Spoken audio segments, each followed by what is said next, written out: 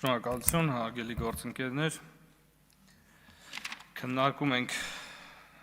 հեռուստատեսության եւ ռադիոյի հանձնաժողովի անդամ Հակոբ Հակոբյանի լիազորությունների դադարեցման մասին դաշնակցության վերած նախագիծը եւ անդրադառնալով քննարկվող հարցի էությանը, ես որպես այստեղ ներկա պատգամավորներից մեկը երեկվա եւ այսօրվա քննարկումներից ունեմ հետևություն առ այն, որ չնայած որ կոռուպցիայի կանխարգելման հանձնաժողովը ունի իր եզրակացությունը հարցի վերաբերյալ, ես այնուամենայնիվ կարծում եմ, որ սա քննարկվող դրվագը որևէ կերպ հիմք չի կարող հանդիսանալ Հակոբ Հակոբյանին զրկելու հեռուստատեսության եւ ռադիոյի հանձնաժողովի անդամի կարգավիճակից։ Ինչու՞, որովհետեւ ինձ խորին համոզմամբ օրենսդրության նպատակն է տարանջատել տվյալ պաշտոնը եւ այդ պաշտոնի օգտագործումը կոնկրետ մարդու կողմից կոնկրետ քաղաքական շահեր եւ նպատակներ առաջ մղելու ռիսկից, ինչը վստահաբար տեղի չի ունեցել, ինչու, որովհետեւ պարոն Հակոբյանը առնվազն նշված հարցազրույցում նախ չի ներկայացվում որևէ կերպ, չի հիշատակվում որպես հեռուստատեսության եւ ռադիոյի հանձնաժողովի անդամ, ավելին, երբ լսում ես բովանդակությունը վերջինիս ելույթի, այնտեղ որևէ կերպ, որևէ կողմնապահ վերաբերմունք այս կամ այն քաղաքական ուժի նկատմամբ չկա, իսկ եթե նույնիսկ կարելի է գտնել այդպիսի դրվագներ, իմ գնահատմամբ կա նույնիսկ դրական կամ ցավակցական միգուցե վերաբերմունք դաշնակցության նկատմամբ, առնվազն այս վերջինիս խոսքը մի մարդու իմ համարի այն տպավորությունն է թողում, որպես մի մարդու, ով դրական եւ լավն է ուզում դաշնակցության համար, իսկ առհասարակ ես կարծում եմ ոչ թե դաշնակցության, այլ Հայաստանի Հանրապետության քաղաքական դաշտի բարելավման համար։ Եվ այս համատեքստում նաև, քանի որ հիշեցի, որ կոռուպցիայի կանխարգելման հանձնաժողովը ըստ էության բավարարել է Արծվիկ Մինասյանի եւ դաշնակցության բողոքը, այստեղ ուշագրավ է այն հանգամանքը, որ դաշնակցությունը մշտապես պնդում է կամ արձանագրում է իրենց կողմից, որ մեր իշխանությունը բոլոր անկախ մարմիններում նշանակել է իր դրածոներին եւ բոլոր հնարավոր ձևերով դակում է իրեն հաճո որոշումները, բայց դրա հետ մեկտեղ արձանագրվում է, որ կոռուպցիայի կանխարգելման հանձնաժողովը կայացրել է մի որոշում, որը այնուամենայնիվ մեզ այնքան էլ հաճելի չէ կամ մենք չենք կիսում այդ դիրքորոշումը, ես կարծում եմ սա որպես երևույթ ինքնին արդեն ողջունելի է եւ խոսում է դաշնակցության եւ ընդդիմության ներքին հակասությունների մասին, որոնք անսահման են ուղղակի։ Իսկ ընդհանրապես ես կարծում եմ, որ այս օրակարգը ինքնին սնանկ է, որովհետեւ մենք 2 օր է արդեն քննարկում ենք մի հարց, որը ամենայն հարգանքով թե պարոն Հակոբյանի նկատմամբ, թե ընդհանուր ազգային ժողովի բոլոր մեր գործընկերների նկատմամբ կարծում եմ որևէ աղերս չունի մեր ժողովրդին հետաքրքրող արդի հարցերի հետ։ Ես դիտել եմ այդ տեսանյութը ամբողջությամբ եւ խոսքը գնում է ըստ էության գրեթե 1 տարի առաջ տեղ գտած մի հարցազրույցի մասին, որը մինչ օրս ընդամենը 11,000 դիտում ունի, եթե չեմ սխալվում, եւ մենք 2 օր է ազգային ժողովում քննարկում ենք այս հարցը։ Ինչ եմ ասում սա, որովհետեւ ենթադրվում է, որ խնդրու առարկա հարցը երբ բարձրացվում է դաշնակցության կողմից, պետք է որ մի խնդիր լիներ, որը առնվազն հանրության որոշակի շրջանակների, չեմ ասում լայն շրջանակների մոտ պետք է որևէ ազդեցություն թողած լիներ, եւ հետեւաբար սա կեղծ եւ անիմաստ օրակարգ է, մանավանդ դաշնակցության կողմից, երբ այս հարցը բերում է օրակարգ, ել ավելի տարօրինակ է, որովհետեւ սա անվանակոչել այլ կերպ, քան քաղաքական մազոխիզմ մի քիչ դժվար է, եւ այս մազոխիզմին վերջ չկա իրականում, որովհետեւ Ես դժվար եմ մտնել դաշնակցականի կոշիկների մեջ եւ փորձել հասկանալ իրենք ինչ են մտածում, ինչով են առաջնորդվում, ինչ ակնկալիք ունեին վերջի իրենք այս քննարկումից, ենթադրվում է, որ իրենց պատկերացմամբ հերթական անգամ իրենք ի ցույց կդնեին մեր տոտալիտար բնույթը եւ մասնավորապես այս դեպքում կարձանագրեին իրենց համար կամ իրենց լսարանի համար, որ մենք անկախ մարմիններում ունենք մեր դրածոները, ովքեր մեր քաղաքական նարատիվներն են առաջ բրդում, ինչը խոսում է իրենց իրականությունից հնարավորինս հեռու լինելու մասին եւ ընդհանրապես տարօրինակ մտքեր են հնչել այսօր եւ սա թերևս այս տրամաբանության շարունակությունն է, օրինակ պարոն Գեղամ Մանուկյանը այտենց կուրծքին ծեծելով ասում է, որ դուք միակը չեք, որ մեզ ատում եք, մեզ բոլորը ատում են, այն վաղտել էին ատում, հիմա էլ են ատում, ենթադրվում է, որ պարոն Մանուկյան, դա լավ չի, որ ձեզ ատում են, պետք է նենց անեք, որ ձեզ սիրեն, առավել ևս քաղաքականության մեջ հեչ լավ չէ, որ ձեզ ատում են, եւ պետք է նենց արեք, որ մի քիչ ատեն կամ սկսեն սիրել, որովհետեւ դա ուղիղ անդրադառնալու է ձեր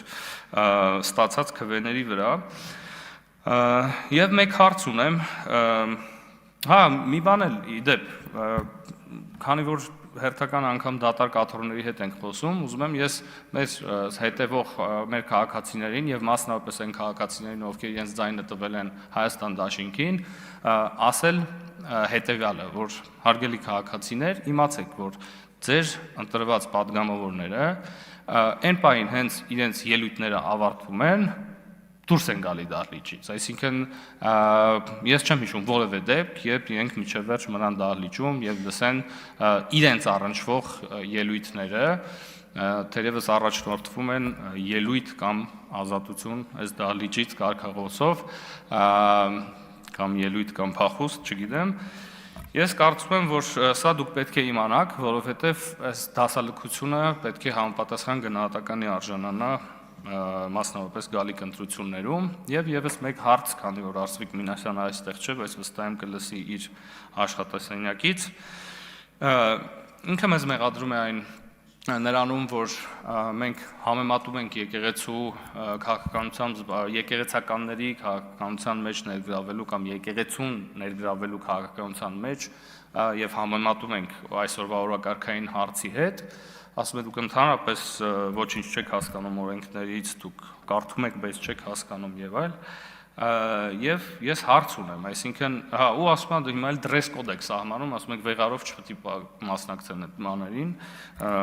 քաղաքական միջոցառումներին, հիմա որևէ հնարավոր տեղ չի թողում պաստորեն պարոն Մինասյանը, որ ասես, այս պարագայում կարելի է համարել, որ եկեղեցին զբաղվում է քաղաքականությամբ կամ ներքաշվել է քաղաքականության մեջ։ Հիմա հարց պարոն Մինասյանին, ասեք մեզ, որ դեպքը կլիներ, որ կարելի կլիներ համարել, որ եկեղեցին ներքաշվել է քաղաքականության մեջ։ Հիմա մենք ունենք կաթողիկոսի գահը զբաղեցնող անձ, ով ամբողջությամբ քաղաքական պրոցեսների մեջ է, ով քաղաքական հայտարարություններ է անում, ով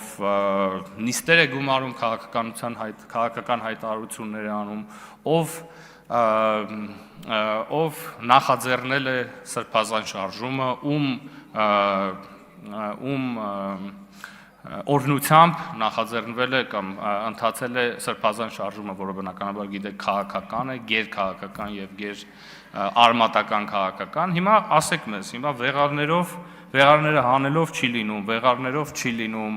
հայտարարություններ անելով կամ չանելով չի լինում, պարոն Մինասյան, խնդրում եմ մեզ ասեք, որը կլիներ այն պարագան, երբ դուք կհամարեիք, որ այո, իսկապես սա այն դեպքն է,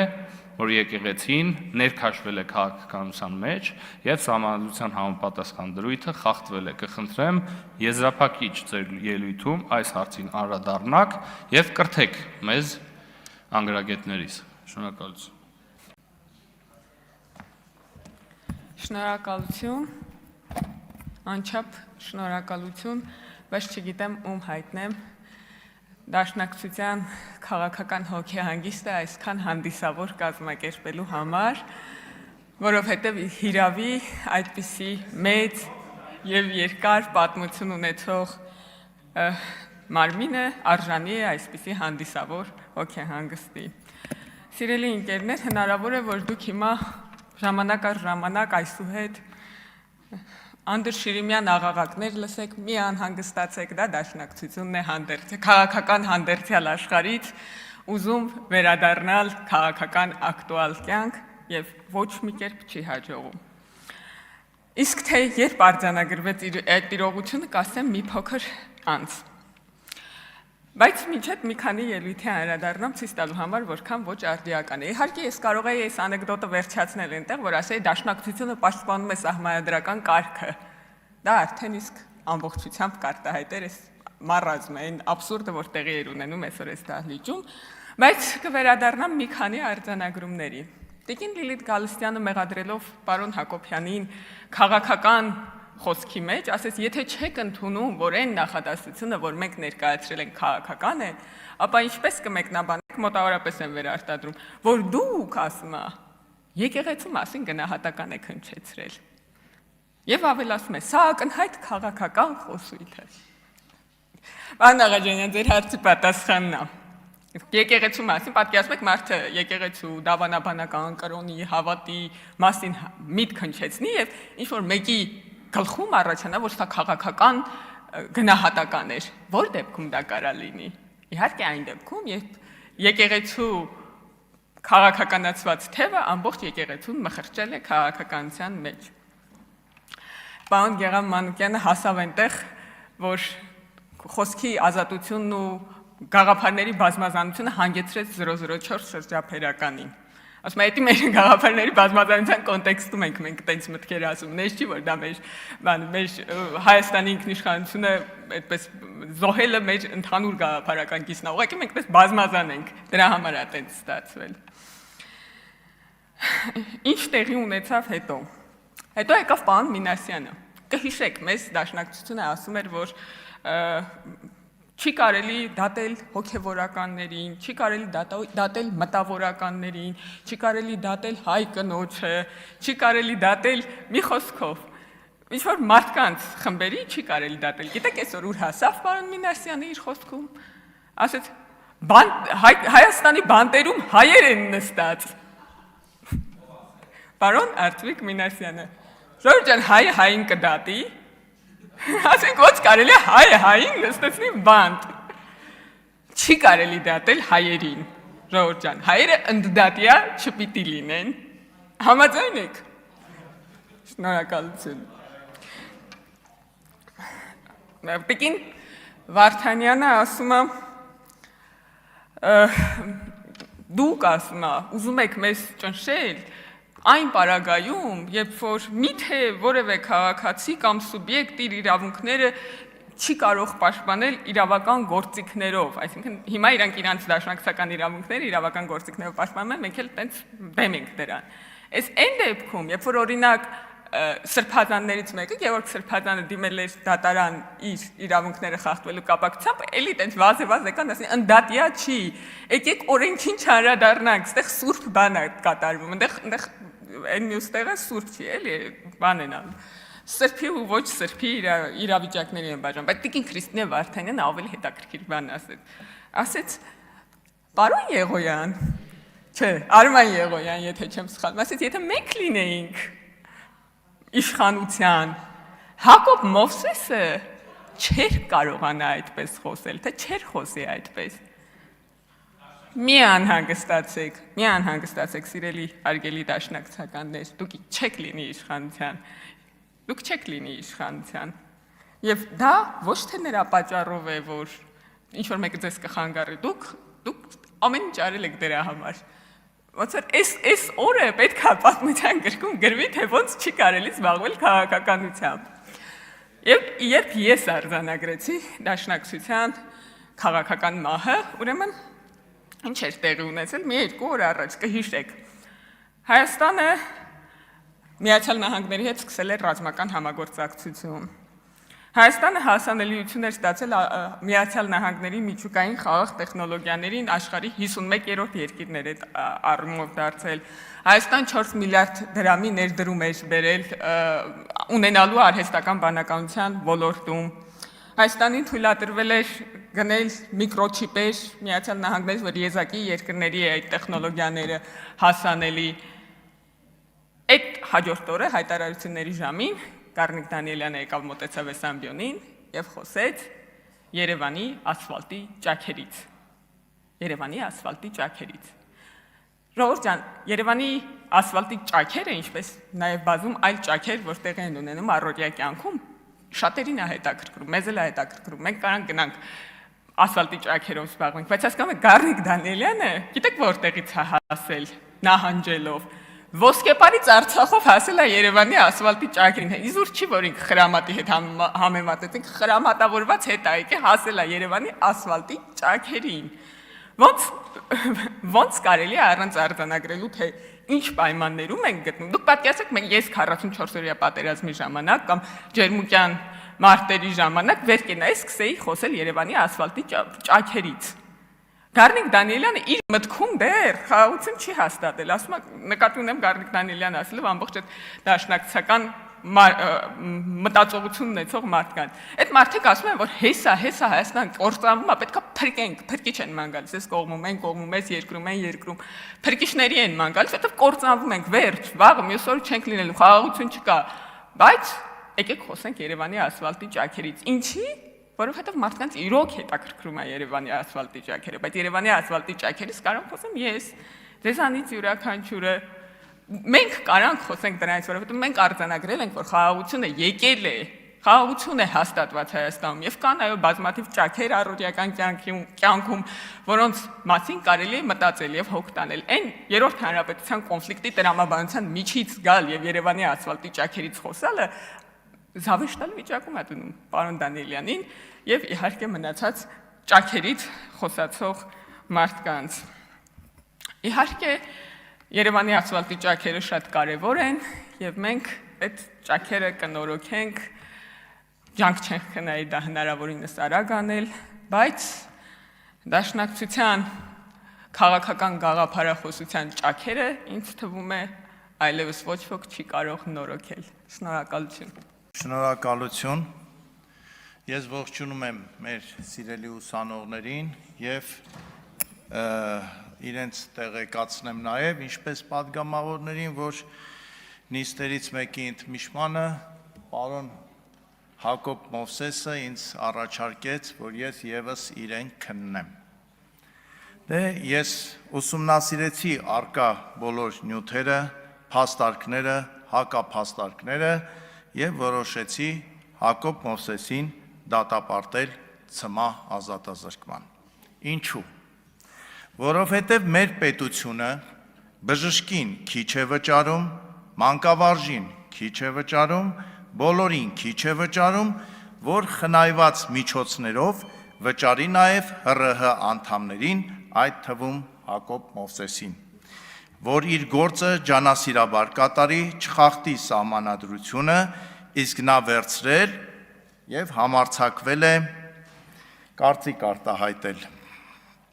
քաղաքական ուժերից մեկի վերաբերյալ, խախտելով այս եւ այն հոդվածները, այս եւ այն օրենքները, իսկ որ ամենավտանգավորն է, գուցե նաեւ սահմանադրությունը։ Հակոբ Մովսեսը որպես արդարացում նշում է, թե կարծիք արտահայտելու պահին պաշտոնից բխող գործով չի զբաղվել, բայց դա արդարացում չէ, ավելի ճիշտ այդ արդարացումը ընդունելի չի։ Հակոբ Մովսես, իսկ դուք վստահ եք, որ եթե այս հարցը Հայաստան խմբակցությունը չբարձրացներ, դուք չէիք շարունակի կարծիքներ արտահայտել նույն կուսակցության վերաբերյալ, ՀՀԿ-ի վերաբերյալ, ՀՀՇ-ի վերաբերյալ, ինչու՞ չէ նաև քաղաքացիական պայմանագրի վերաբերյալ։ Եվ իհարկե, եթե հայ հեղափոխական դաշնակցությունը ճիշտ ժամանակին վրա չհասներ, ապա հավանականությունը մեծ է, որ Հակոբ Մովսեսը շարունակեր խախտել այս կամ այն հոդվածները, այս կամ այն օրենքները։ Հակոբ Մովսեսի փաստաբաններն ասում են, թե հանրությունը առողջ խոսքի սով ուներ եւ դա իմանալով այսօր այստեղ մեղադրյալի աթոռին նստածը որոշել է կարծիք արտահայտել։ Բայց արդյոք Հակոբ Մովսեսը ուներ նման իրավունք։ Իհարկե չուներ, կամ եթե ուներ, ապա պետք է դա աներ իր լիազորությունները վայր դնելուց հետո եւ նոր նման հայտարարություններ անել։ Եվ եթե մենք այսօր լռենք, ապա վաղը մյուս օրը Հակոբ Մովսեսը կարող էր որոշել անդրադառնալ նաեւ նախարարությունների կամ գերատեսչությունների աշխատանքներին, ինչը իհարկե անընդունելի է։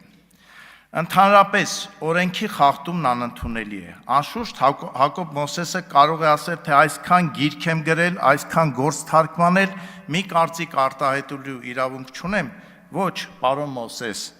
չունեք,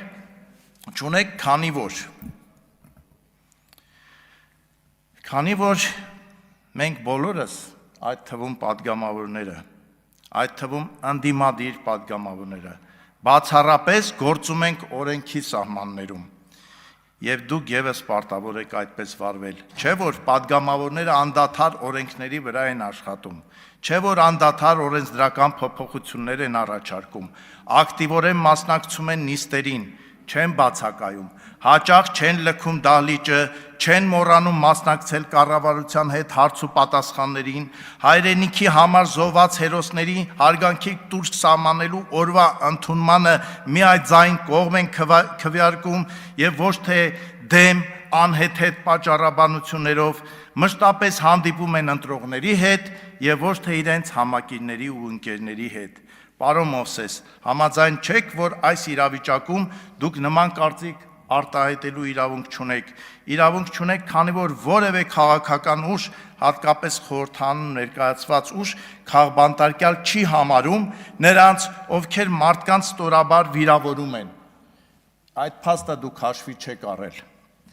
Այս վեհաշուկ միջավայրում եւ մթնոլորտում ձեր քայլը անընդունելի է, հատկապես երբ դուք չեք բողոքում, որ աշխատավարձ եւ պարգև եք ստանում։ Մինչդեռ ոմանք ստանում են եւ բողոքում։ Հասկանում եք, պրիմիտիվ տակտիկա է, դուք դրան չեք տիրապետում եւ այդքանից հետո ուզում եք, որ խորհրդանը ձեզ արդարացնի։ Լավ չի։ Միթե գլխի չեք ընկնում, որ դուք եւս պետք է ստանաք եւ անդադար բողոքեք։ Անկեղծ ասած, Հակոբ Մովսեսից մեղադրյալ դուրս չի գա։ Այսօր էլ միտեղ սխալ կատարվեց եւ շարունակվեց։ Եվ մեզնից ով է այն անմեղը, որ օրենքի ամեն մի ստորակետին հավատարիմ մարտիկ է եւ այսօր կարող է քար վերցնել եւ նետել Հակոբ Մովսեսի ուղղությամբ։ Կարծում եմ եւ ոչ մեկ չի կարող անել եւ ինչպես միշտ կրկին անգամ ասում եմ, մեզ անկեղծությունն է պակաս եւ ազնվությունը։ Մեզ պակասում է նաեւ այն, որ մենք այդպես էլ հետևություն չարեցինք, թե ինչու եղավ պատերազմը, աղետը ու կործանումը, ուզում ենք ապրենք այնպես, ինչպես ապրել ենք մինչև պատերազմը։ Այսպես չի կարող լինել եւ ես ձեզ վստահեցնում եմ, որ որևէ մեկը թույլ չի տա, որ մենք այդպես, եթե հանկարծ փորձենք այդպես ապրել, ինչպես առաջ ենք ապրել, ապա։ Սիրելի հայրենակիցներ, մեզ հետևող սիրելի աշակերտներ, շատ ուրախ եմ, որ այսօր այս քննարկմանն եք մասնակցում, որտեղ թերևս ամենահետաքրքիր քննարկումներից մեկն է, եւ երբ թվում էր, թե ամեն բան ասվել է եւ ամեն բան իր պատասխանը արդեն ստացել է, Արծվիկ Մինասյանը այստեղ մի միտք է ասում, որին ես չարձագանքել չեմ կարող։ Այն միտքը, որը արտաբերում է պարոն Մինասյանը, ամբողջությամբ նկարագրում է մեր ընդդիմության վերաբերմունքը հայոց առաքելական Սուրբ եկեղեցու նկատմամբ։ Ասում է դրես կոդ եք ուզում սահմանել, երբ որ խոսում է վեղարների մասին։ Պարոն Մինասյան, մեզ համար վեղարը դրես կոդ չէ։ Իսկ ձեր համար եւ որոշ եկեղեցականների համար վեղարը ոչ միայն դրես կոդ է, դա ձեր քաղաքական կապիտալի միակ աղբյուրն է։ Դուք հայ առաքելական Սուրբ եկեղեցին վերածել եք ձեր նախընտրական շտաբի եւ վեղարը, այո, ձեր համար դրես կոդ է։ Եվ այս մասին է մեր նորոգման օրակարգը։ Այս մասին է, եւ որ մենք խոսում ենք, որ դուք դեմ եք գնում արժեքներին, մեր արժեքներին, մեր ինքնությանը։ Հայ առաքելական եկեղեցին մեր ինքնության մասն է եւ թույլ չենք տալու, որպեսզի այն վերածեք քաղաքական գործիքի։ Պարոն Մինասյան, երբ նեղն եք ընկնում, այստեղից ասում եք, այո, եկեղեցին չպետք է զբաղվի քաղաքականությամբ։ Մենք էլ ենք այդ ասում, բայց ես ինչ որ չեմ նկատել, որ դուք օրինակ Կտրիչ Ներսիսյանին, ով ի պաշտոնե փորձում էր նախկինում պահանջեր վարչապետի հրաժարականը, ինչ որ արձագանք տայք։ Ես չեմ էլ հիշում, որ երբ որ ընտրություններից հետո, ժողովրդավար ընտրություններից հետո, եւ որ դուք իդեպ այստեղ հայտնվեցիք, եւ Կտրիչ Ներսիսյանը հայտարարեց, որ իր պահանջը վարչապետի հրաժարականի անժամկետ է, խոսեիք սահմանադրականության խնդիրների մասին։ Չէ, նման բան չեմ հիշում, բայց ուրախ եմ, որ այսօր այստեղ հայտարարեցիք, որ եկեղեցին այո չպետք է զբաղվի քաղաքականությամբ։ Բայց մյուս կողմից էլ ասում եք Տիկին Կարապետյանին իդեպ փորձելով իր գրագիտությունը հարցականի տակ դնել, մի բան ինչը ես երբեք թույլ չէի տա ինձ անել, ասում եք, որ դե կրոնական կազմակերպությունների մասին օրենքով եկեղեցականները կարող են զբաղվել քաղաքական գործունեությամբ։ Հակոբ Մովսեսն էլ կարող է ձեր այս տրամաբանությամբ որպես ՌՀ անդամ այստեղ խնդիր չեք տեսնում։ Էս է, սիրելի քաղաքացիներ, դաշնակցության ողջ երեսպաշտությունը։ Ասում եք, կարծեմ սա էլ պարոն Ռուստամյանն ասեց, պարոն Ռուբինյանի պես ես պարոն Ռուստամյանի շատ հարգում եմ, ինքն էլ գիտե այդ մասին, բայց երբ որ խոսում էր դաշնակցության մասին, ասում էր ինչպես կարող եք ուրանալ մեր կուսակցությանով անկախության համար այսքան պայքար է տվել։ Այդ ձեր տրամաբանությամբ դուք էլ ՀՀՇ-ին եք ուրացել, երբ իր դեմ սկսել եք կռիվ տալ։ Այստեղ էլ խնդիր չեք տեսնում, ես տեսնում եմ։ Սա է ձեր կրկին երեսպաշտության հերթական դրսևորումը։ Խոսում եք ազատությունից, Միքայել Աճապահյանի վառ աջակիցն եք դարել։ Միքայել Աճապահյանի հարցազրույցն ուր է Երկիր մեդիայով։ Չկա, չէ՞։ Դե ինչ ակնկալեմ։ Միքայել Աճապահյանին ասում եք քաղբանտարկյալ, ընդունելով փաստորեն, որ զբաղվում է քաղաքական գործունեությամբ։ Տիկին Գալստյանը այստեղ ելույթ ունենալիս հակադարձում է պարոն Եղոյանին, ասելով ինչի գերմաներենով չես կարդում, Նիցշե։ Պարոն Եղոյան, իսկապես ինչի չեք կարդում գերմաներենով։ Բայց օրինակ, որ պարոն Եղոյանը մեղադրում է ձեզ փողով մտավորականներին ստատուս գրելու մեջ, մեղադրում է ձեզ բռնաճնշումների մեջ, մեղադրում է ձեզ խոսքի ազատության դեմ ձեր պայքարում, դրան արձագանք իհարկե չկա։ Տիկին Գալստյան, ես կարծում եմ, որ Ռուբիկ Հակոբյանը մշակութային խտացված ձեր պատկերն է։ Եվ ես հպարտ եմ, որ դուք մեղադրում եք Հակոբ Մովսեսին, որ նա կարծես լինի, որ մենք կարծես լինենք իր մշակութային խտացված պատկերը։ Մեծ պատիվ է մեզ համար, Հակոբ Մովսես։ Դուք ազատության մասին չեք, դուք այդ ռեժիմում ապրել չգիտեք, բայց միանշանակ մահվան մասին եք դուք, բայց ձեր մահվան մասին չէ, այլոց մահվան մասին եք դուք, հարգելի դաշնակցականներ, իսկ մեր քաղաքացին ընտրել է կյանքը, հունիսի 7-ին մեր քաղաքացին ընտրելու է կյանքն ու խաղաղությունը, և ես ուրախ եմ այսօրվա հնարավորության համար, որ դուք իրապես փակեցիք դաշնակցության էջը հայոց խորհրդարանական կյանքում։ Շնորհակալություն։ Շնորհակալություն, ազգային ժողովի մեծարգո նախագահ, հարգելի գործընկերներ, հարգելի պարոն Հակոբյան, մեզ հետևող սիրելի դպրոցականներ, արդեն երկրորդ օրն է, մենք քննարկում ենք մի հարց, արդյոք ինքնավար մարմնի անդամը, հեռուստառադիո հանձնաժողովի անդամը խախտել է քաղաքական չեզոքության կանոնը, թե ոչ։ Այստեղ կարծիքները տարբեր են իրավական քննարկումից, մինչև քաղաքական քննարկումներ, շահարկումներ, եւ ես զարմացած եմ նաեւ մեր ընդդիմադիր գործընկերների մտքի պայծառության եւ թեմայից թեմա թռնելու արագունակության վրա, երբ որ այս հարցը կարող էր, այս հարցի շրջանակում անգամ կարող էր քննարկվել առողջության ապահովագրության հարցը եւ հարցադրումներ անել այս ամբիոնից առողջության համընդհանուր ապահովագրության կարգավորումների, դրա բացերի վերաբերյալ այն պարագայում, երբ որ երեկ կառավարությունը վարչապետի գլխավորությամբ այստեղ էր, առողջապահության նախարարը եւս դահլիճում էր եւ այդ հարցերը Տիկին Գյուրեղյան դահլիճում չեք, ուղղակի ձեր ելույթները այդպեսին կարող եք ուղղել առողջապահության նախարարին, ստանայեք ձեր հարցերի պատասխանները եւ չմնայեք ձեր մտորումների, մտահոգությունների մեջ։ Բայց ինչ են ասում մեր ընդդիմադիր գործընկերները եւ ինչ են տեսել այդքան քննադատելի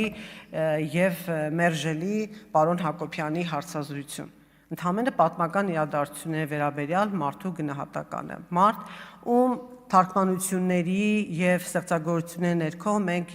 ես գոնե Երևանի Պետական համալսարանի իրավաբանական ֆակուլտետում անցել եմ փիլիսոփայական մտքի պատմություն։ Առաջին անգամ իմացել եմ ինչ է Նիցշեն։ Եվ հիմա ինձ համար մեծ պատիվ էր, երբ որ ես քվեարկում եի կողմ պարոն Հակոբ Հակոբյանի թեկնածությանը ՀՌՀ անդամ դառնալու համար։ Եվ մի տեսակ շատ անհարմար եմ զգում, որ հիմա քննարկում ենք հարց նրա լիազորությունները դադարեցնելու մասին, որով հանդես է եկել Հայաստան խմբակցությունը, եւ ամբողջ քննարկումը ես կարծում եմ, որ հաստատ դաշնակցության շահերից չէր։ Ես ձեր փոխարեն այս քննարկումը չէի բացի, որովհետեւ ամբողջ քննարկումը գնաց դաշնակցության կուսակցության գործունեության մասին, որտեղ այնքան էլ հպարտանալու, եթե առիթներ չկան, ամեն դեպքում դուք այս քննարկումից շահած դուրս չեք գա։ Առանց այն էլ չեղած ձեր վարկանիշը ընտրություններից մի քանի ամիս առաջ ձեր անտիրեյտինգ ուղղակի բարձրացավ։ Եվ անդադ վկայակոչել ձեր կարգախոսը, պարոն Արմեն Ռուստամյանը այստեղ հպարտությամբ ասում է, այ մեր կարգախոսը մահ եւ ազատություն որ չլիներ, չէր լինի պետությունը եւ մենք վայելում ենք այդ պետության ըստ էության պտուղները։ Կարգախոսի մասին այստեղ շատ խոսվեց, շատ են խոսել կարգախոսի մասին եւ չի կարող, դա տրամաբանական չի, դա կյանքին հակասող է, երբ որ քո կարգախոսը մահվան մասին է։ Եվ երբ որ դուք ասում եք մահ կամ ազատություն եւ ասում եք, որ այս լոզունգ, այս կարգախոսը մենք ունենք արդեն 130 տարի եւ դրանով առաջնորդվում ենք, մարդու անհատական մակարդակում դա կարող է լինել,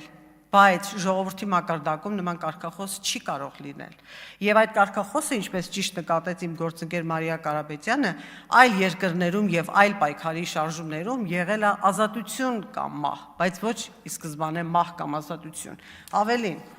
երբ որ ժողովուրդները առաջնորդվել են մահ կամ ազատություն կարգախոսով, այդ ժողովուրդները իրենց պատմությունը ցույց է տվել, որ ստացել են միայն մահ, բայց ազատությունը բաժին է հասել նրանց, ովքեր այդ կարգախոսի հեղինակն են։ Այս խոսքերի հեղինակը ես չեմ, Վանո Սիրադեղյանն է։ Եվ ես զարմանում եմ նաև մեր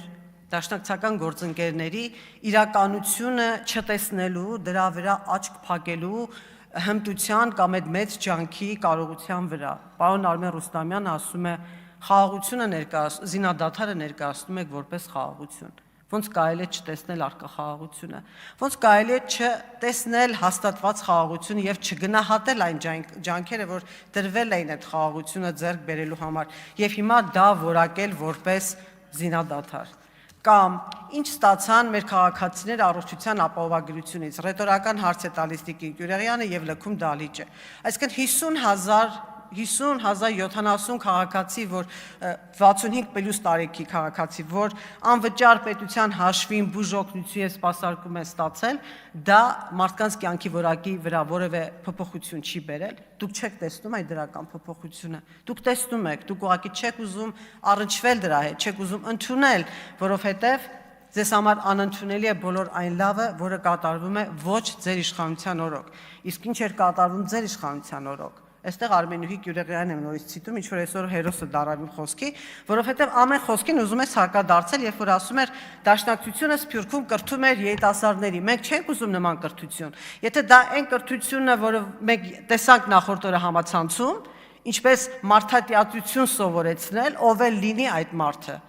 քո քաղաքական հակառակորդը, այստեղ արդարացումներ եք բերել, եթե նա ցեղասպանություն է գործել, եթե նա, այսինքն մենք շարժվում ենք մարդուն ատելու, մարդուն ոչնչացնելու, վերացնելու այդ մոլուցքով, որովհետև նա չի կիսում մեր գաղափարները կամ մարդկության դեմ հանցանք է գործել, ով եք դուք, Տեր Աստված, որ որոշեք մարդու ճակատագիրը, չկա մարդասիրություն։ Կրթության ոլորտը տարիներ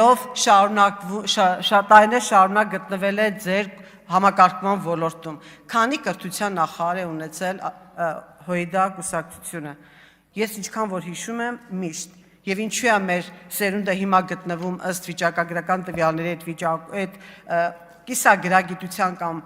անգրագիտության վիճակում, կարող եք կրթության ոլորտի մասին գոնե առժամանակ լռել, միջև մոռացության կտանք ձեր կառավարման տարիները։ Եվ երբ որ խոսում ենք քաղաքական չեզոքության մասին, մենք շփոթում ենք երկու կարևորագույն բան՝ խոսքի ազատություն, մենք խոսքի ազատությունը փորձում ենք սահմանափակել, որպեսզի ուղղակի լռեցնենք մարդուն,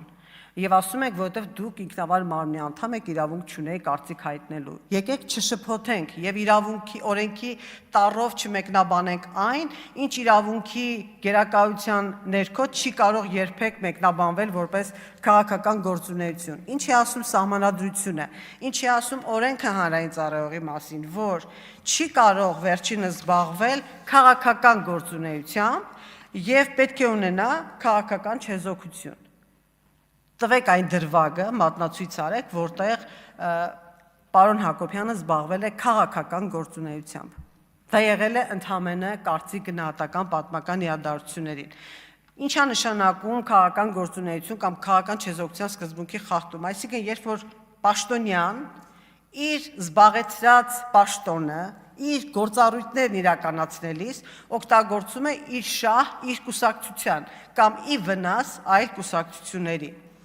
Եվ եթե իր պաշտոն օգտագործելով առավել բարենպաստ ռեժիմ է ստեղծում իր քաղաքական ուժի համար։ Արդյոք մենք ունենք այս թվարկածս բոլոր գործոնները, իհարկե ոչ։ Հետևաբար ինչ քաղաքական գործունեության կամ քաղաքական զսպվածության չեզոքության կանոնի խախտման մասին է խոսքը։ Ընդհանրապես ձեզ ականջահաճո չի եղել այն խոսքը լսել, որը վերաբերում է դաշնակցությանը եւ վիրավորվել է դաշնակցության ինքնասիրությունը, որոշել են, որ պետք է մարդուն լրացնել։ Կոալիցիոն գործընկեր ձեր կառավարման տարիներին դուք միշտ լրացրել եք բոլոր նրանց, ում խոսքը ձեզ հաճո չի եղել։ Դուք ունեցել եք լրացնելու տարբեր գործիքներ։ Հիմա օգտագործում եք ազգային ժողովի ամբիոնը, օգտագործում եք ինքնավար այլ մարմնի եզրակացությունը, որպեսզի կարողանաք կորզել այն, ինչը ձեր համար հաճելի չէ, բայց պետք է առերեսվել իրականությանը։ Եվս մեկ այլ դաշնակցական Իշխան Սաղաթելյան ասում է դաշնակցությունը ունի անցյալի ներկայով ապրող եւ ապագայի կուսակցություն է։ Ոչ, դուք մնացել եք անցյալում, դուք ներկայի հետ ընդհանրապես աղերս չունեք, ապագայի մասին խոսել ընդհանրապես ավելորդ է։ Շնորհակալ եմ։ Շնորհակալություն։ Ազգային ժողովի մեծարգո նախագահ, հարգելի գործընկերներ, սիրելի քաղաքացիներ։ Այս դահլիճում հաճախ հնչում են սահմանադրության մասին բարձրագոչ հայտարարություններ։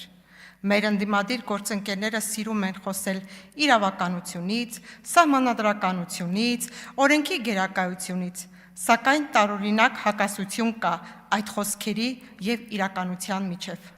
Որովհետև նույն այդ ուժերն այսօր այստեղ նստած են մի քաղաքական թիմի շնորհիվ, որի առաջնորդը հանրությանը հայտնի մեղադրանքների համաձայն իշխանության է եկել սահմանադրական կարգի խախտմամբ եւ ընտրական գործընթացների լրջագույն կասկածների պայմաններում,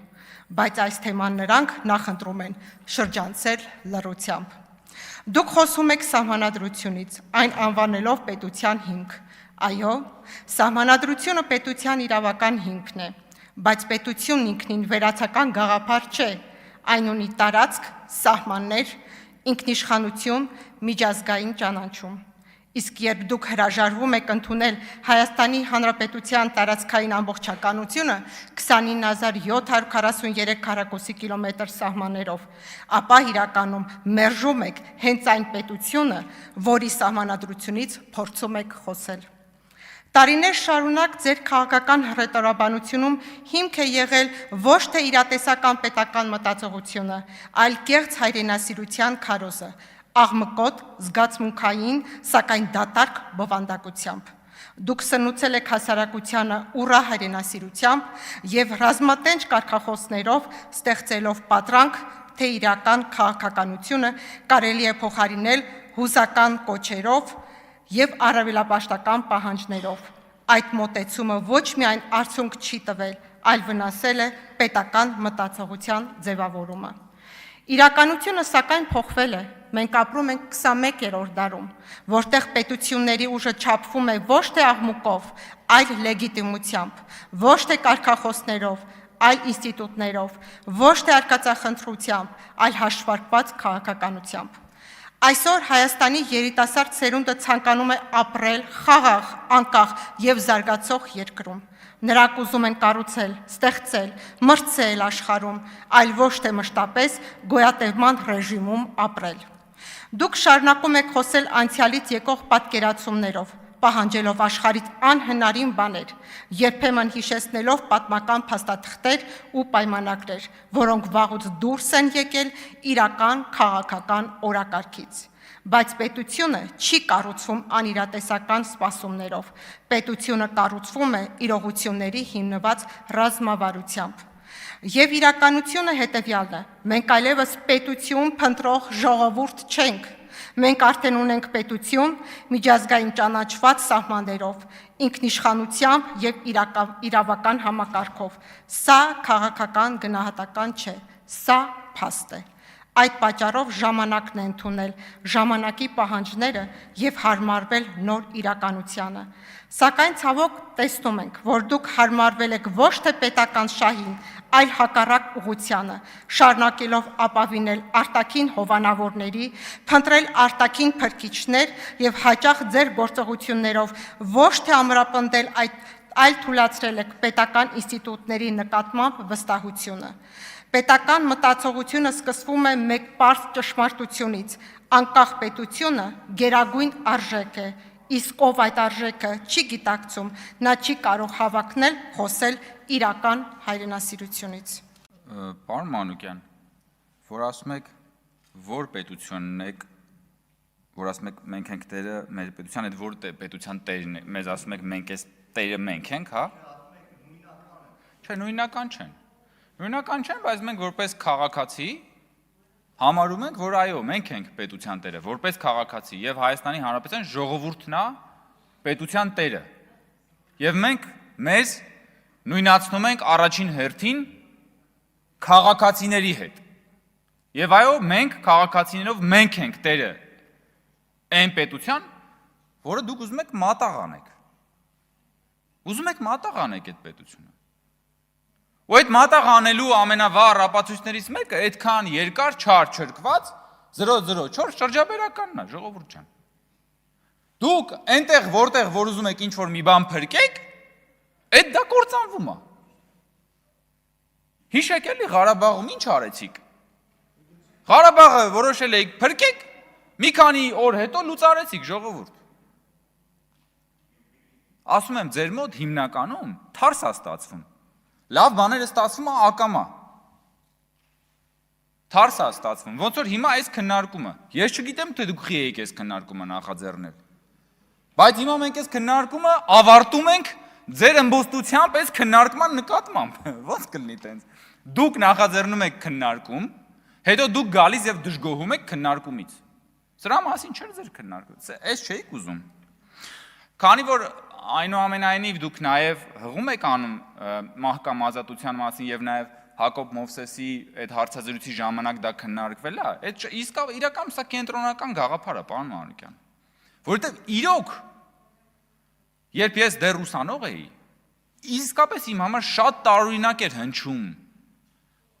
դաշնակցության մահկամ ազատությունը ինքնիշխան Հայաստանի Հանրապետությունում, հասկանում եք։ Մահկամ ազատությունը հələ մի կողմ որ կարող է, երբ որ դու չունես պետություն, այնտեղ պետք է հասկանալ։ Շատ լավ, դա ուրիշ է, ազատագրություն է։ Լավ, բա մահկամ ազատությունը ինքնիշխան պետության մեջ ում է ուղղված։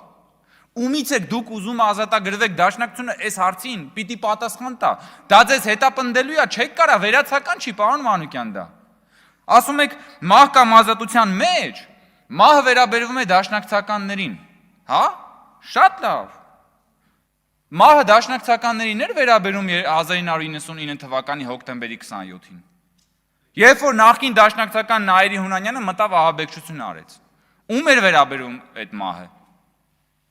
Մահը դաշնակցականներին էր վերաբերում 2008 թվականի մարտի 1-ին, երբ որ 10 մարդ գնդակահարվեց, ու դրանից հետո դուք էլի սիրուն այդ նույն իշխանության հետ գնացիք կոալիցիա կազմեցիք, կտրեցիք այդ տորթը, բաժանեցիք իրար մեջ։ Որտեղ էր Քավլիցի, ես չեմ ցանկանա երբևէ, որ որևէ մի դաշնակցականի մազը ծռվի։ Բայց երբ որ դուք ասում եք մահը վերաբերվում է դաշնակցականներին, ոչ թե ժողովրդին, ես մի հատ ուրիշ պատմություն եմ հիշում։ Լեոյի անցյալից գրքի մեջ ինքը նկարագրում է բանկ Օտոմանի գրավման հետ կապված այդ դրվագները։ Ու պատմում է, որ երբ որ դաշնակցականները արդեն բանկից դուրս գալով նրանց պիտի ճանապարհեին, համապատասխան այլ երկրի դիվանագիտական ներկայացուցիչները։ Նա նկարագրում է, երբ որ այդ բանկ օտոմանի գրավումից հետո ինչ տեղի ունեցավ բազմահազար հայ բնակչության հետ։ Իսկ այդ մարդիկ գնացին հետո։ Ուր գնացին։ Եվ ում համար էր մահը, ում համար ազատությունը։ Ում համար էր մահը, ում համար ազատությունը։ Երբ որ ազատագրական պայքարի դրոշակի ներքո անում եք գործողություններ, հետո գնում են ժողովուրդը ջարդվում են հազարներով եւ ասում եք, չէ, մահը դաշնակցականներին, ազատությունը ժողովրդին։ Այնինչ ասում եմ ճիշտ հակառակն է։ Դաշնակցությունը հիմնականում մահը տվել է ժողովրդին, ազատությունը պահել է իրեն։ Ումով ասում եք մի արեք։ Շատ լավ, ուրեմն բանը Քաջազնունիով կասեմ։ Պարոն Մանուկյան ասում է Լեոին մի մեջ բեր։ Շատ լավ, Քաջազնունին եմ մեջ բերում։ Դաշնակցությունը այլևս անելիք չունի։ Բանը մի րոպե։ Այսօր պարոն Ռուստամյանն ասում է, Պարոն Կոնջյանի ժամը վերականգնեք։ Պարոն Ռուստամյանն ասում, շատ լավ, շնորհակալ եմ, որ ասցիք Լեոյով չասեմ, չեմ ասում։ Հովհաննես Քաջազնունի։ Այսօր Արմեն Ռուստամյանն ասում է եւ մեջբերում ասում է. «Գալիս եք, բան դաշնակցականներին եք ցիտում, Քաջազնունին եք ցիրում, բա մի հատ դասեր քաղեք Քաջազնունից»։ Շատ լավ, մենք կքաղենք, բա դուք այդ դասերը երբ պիտի քաղեք։ Բա դուք դաշնակցական մեծերի դասերը երբ պիտի քաղեք, հարգելի գործընկերներ։ Ասում եք դուք կրում եք դաշնակցության 100-ամյա ավանդույթը, չէ՞։ Այդ ժառանգությունը ձերն է, չէ՞։ Այսինքն ձեր ժառանգությունն է նաև Քաջազնունին, չէ՞, պարոն Մանուկյան։ Թե հրաժարվում եք Հովհաննես Քաջազնունին։ Մի բանարավոր խոսեն, այդտեղ մի պարոն Կոնջյան ջան։ Չէ, դուք կարող եք ժեստերի լեզվով։ Չէ, չենք անում։ Ես ձեր դաշնակցական ոճը հասկանում եմ։ Հովհաննես Քաջազնունին դաշնակցության ժառանգությունն է։ Դուք չեք հրաժարվում, շատ լավ։ Սիմոն Վրացյանը դաշնակցության ժառանգությունն է, չեք հրաժարվում, շատ լավ։ Խատիսյանը դաշնակցության ժառանգությունն է, չեք հրաժարվում, շատ լավ։ Այս բոլոր գործիչները, Սիմոն Վրացյանը 2020-21 թվականին Ցեղասպանությունից ընդամենը 5-6 տարի անց խոսում էր Թուրքիայի հետ բարեկամության մասին։ Մենք ասում ենք Թուրքիայի հետ հարաբերություններն ուզում ենք կարգավորենք, սահմաններ բացենք։ Բարեկամություն բառը չենք էլ ասում։ Դուք ասում եք ոնց կարելի է ցեղասպանությունը ուրանալ եւ սահմանները բացել։ Այնինչ ցեղասպանությունից 6 տարի անց Թուրքիայի հետ բարեկամության ձգտող Սիմոն Վրացյանին դուք շարունակում եք համարել դաշնակցական եւ հպարտանում եք եւ լավ եք անում։ Բայց կլինի այդ դասը սովորեք ոնց որ ասում էր պարոն Ռուստամյանը։ Ինչի՞ չեք սովորում Սիմոն Վրացյանի տված դասը։ Ինչի՞ չեք սովորում Խատիսյանի տված դասը։ Ինչի՞ չեք սովորում Քաջազնունու տված դասը։ Լավ, Լեոն ձեր քիմքին հաճո չէ, խնդիր չկա։ Չգիտեմ, ինչ որ Մի խոսացեք կավելացնեմ ժամանակ։ Հարգելի գործընկեր, ես իրականում այսօր ասեցի, հարգելի գործընկերներ, նորից եմ ասում, իգիտություն։ Մենք դաշնակցությունը չենք փակելու, որքան էլ որ երազեք։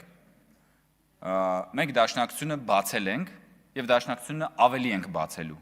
Ոնց որ այս երկու օրերին բացեցինք։ Դաշնակցությունը բացելու, դաշնակցության ապակոդավորելու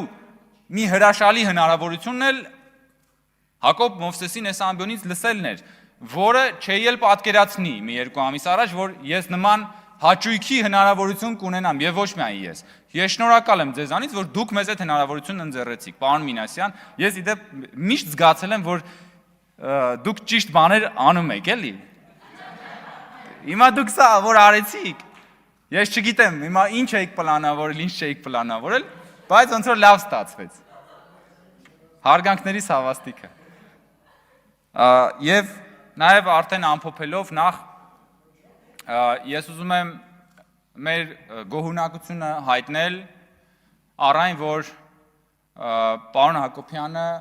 իր ելույթում եւ իր հարցու պատասխանի ընթացքում երեկ եւ այսօր կարևորեց կոռուպցիայի կանխարգելման հանձնաժողովի եզրակացությունը եւ ըստ էության կարևորեց անկախ մարմինների պաշտոնյաների կոռեկտության պահպանման անհրաժեշտությունը եւ այս քննարկումը եւ այս քննարկման ընթացքում նաեւ պարոն Հակոբյանի հնչեցրած մտքերը կարծում եմ լավագույնս փարատեցին բոլոր այն մտահոգությունները, որոնք կարող էին լինել Հակոբ Հակոբյանի հայտարարությունների վերաբերյալ։ Այդ մտահոգությունները, այդ քննարկումները, պարոն Հակոբյանի հավաստիացումները մեզ համար բավարար է։ Եվ ես ուզում եմ ասել, որ քաղաքացիական պայմանագիր խմբակցությունը չի մասնակցելու այս հարցի քննարկմանը, քվեարկությանը ներողություն, չի մասնակցելու, այսինքն դեմ ենք այս հարցի քվեարկությանը եւ չենք մասնակցի դրան։ Եվ ես նաև ուզում եմ առիթը օգտագործելով շնորհակալություն հայտնել կոռուպցիայի կանխարգելման հանձնաժողովին, Տիկին Գալստյան։ Մենք արժեքավոր ենք համարում ձեր աշխատանքը եւ ձեր եզրակացությունը, եւ դուք որպես կոռուպցիայի կանխարգելման հանձնաժողով ձեզ վերապահված գործառույթն եք իրականացրել,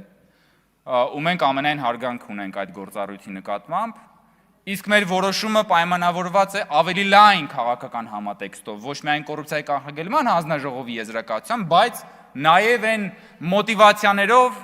այն քաղաքական նպատակադրումներով, որոնք որ